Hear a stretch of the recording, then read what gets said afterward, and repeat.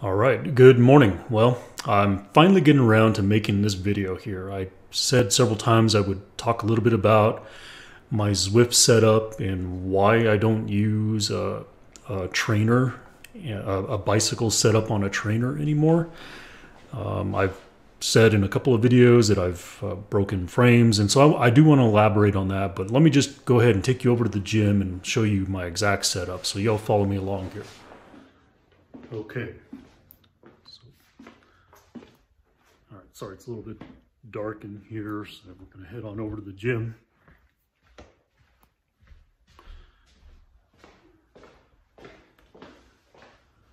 All right.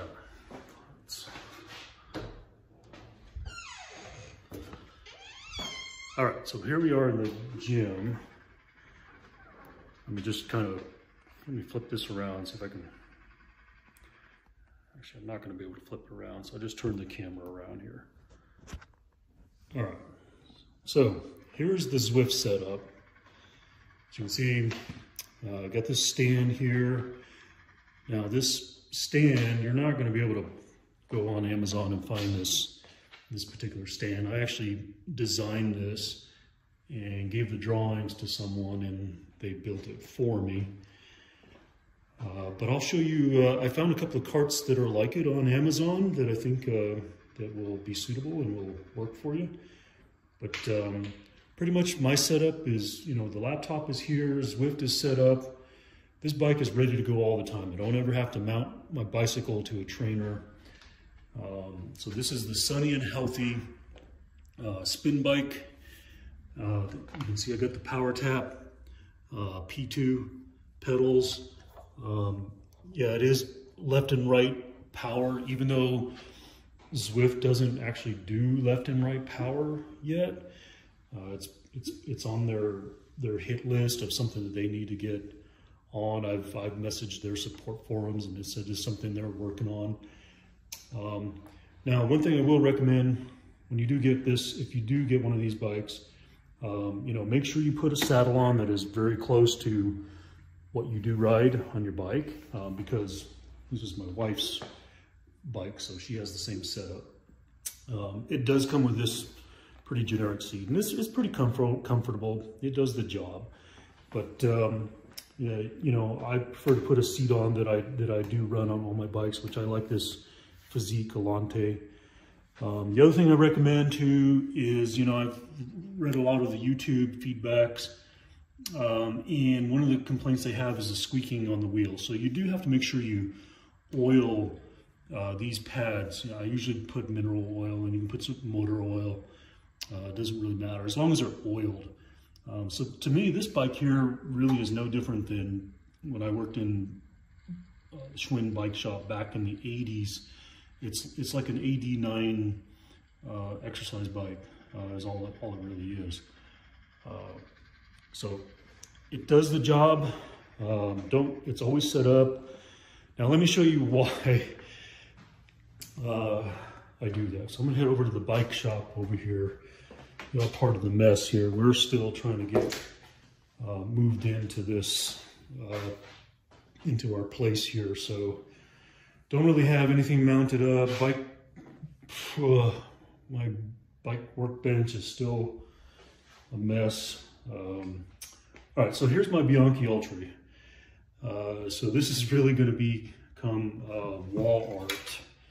I'm going to probably hang it up, but what happened to me is the chainstay broke right here. Now right here, I do have some fiber tape on it because I just kind of did a temporary repair so that I could ride it till I got a replacement frame. But the aluminum lug just broke. You can see this one here, maybe a little bit better. Broke right, it just cracked straight across right there. So this lug actually goes right into this carbon fiber insert, and it broke clean straight across.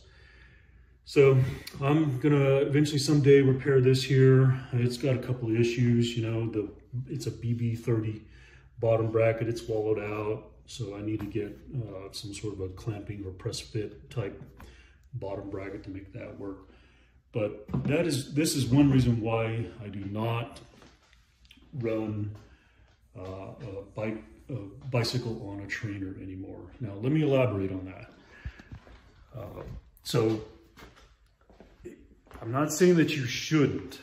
If you're gonna ride it normal, do regular training, not do sprint efforts, then that is fine. Now, for me, the fun of Zwift is actually doing the sprints and capturing green jerseys or any kind of sprint jersey. In order to do that, you got to get up to, 1,400, 1,500 plus watts. I mean, you can get them at around 1,100, 1,200 watts or so. But that's part of the fun for me is sprinting. And so I think when your bike frame is stationary in a jig, I don't think it's meant for that. And structurally, it's going to do some damage to your bike frame. So I think that I actually caused that by doing some of those sprints. So that's why I do the spin bike. It's, it's very structurally solid. I'm not worried about breaking anything. And so that's why I use the spin bike. And that's my recommendation if you do like doing that. I think that there's a lot of pluses in the smart trainer, especially with the interactivity of Zwift, where it can, especially the smart trainers where it can, you can feel the change in the elevation and things like that, but I don't care about that. I just want to do my workouts and I want to do some strength and power, high wattage power workouts. So that's why I do that, use the spin bike. So I will share in the description a link to that particular bike where I got it. It's actually very, very cheap. I think you can get it for about 240 bucks now. The pedals, yeah, they were a little bit pricey. I think I got mine on eBay, but I'll show you where you can get them on Amazon. I'll also show you the TV stand and then of course the Bluetooth dongle, the setup. So I'll put all the links in the description for you so you can actually get this if you want to try it. I recommend this for Zwift. The coolest thing, like I said, is that this is set up all the time. I can just come in, start Zwift, jump on the bike, get my workout, it's done. I don't have to mount and dismount the bike or anything like that. All right, if you like this video, please like, subscribe, and share. Thank you.